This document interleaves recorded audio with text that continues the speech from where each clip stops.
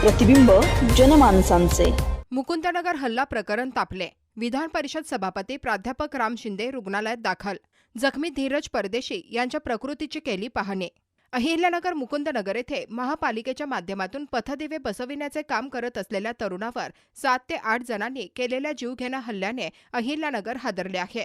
या हल्ल्यात गंभीर जखमी झालेल्या धीरज परदेशी यांच्यावर सावेडी परिसरातील खासगी रुग्णालयात उपचार सुरू असून त्यांची प्रकृती चिंताजनक असल्याची माहिती आहे। या घटनेची गंभीर दखल घेत महाराष्ट्र विधान परिषदेचे सभापती प्राध्यापक राम शिंदे यांनी आज 8 ऑगस्ट रोजी रुग्णालयात जाऊन धीरज परदेशी यांच्या प्रकृतीची पाहणी केली। तसेच त्यांच्या कुटुंबियांची भेट घेऊन त्यांना धीर दिला।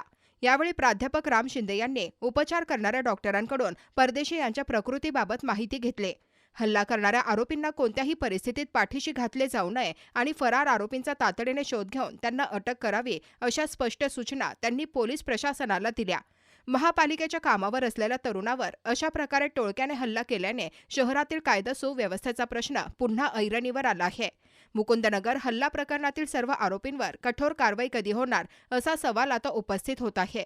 दरम्यान धीरज परदेशी यांच्या प्रकृतीकडे संपूर्ण शहराचे लक्ष लागले असून या प्रकरणातील उर्वरित आरोपींच्या अटकेसाठी पोलिसांकडून तपासाची चक्रे वेगाने फिरवली जात आहेत। नवीन बातम्या आणि ताज्या घडामोडींसाठी आजच आपल्या चॅनलला सबस्क्राईब करा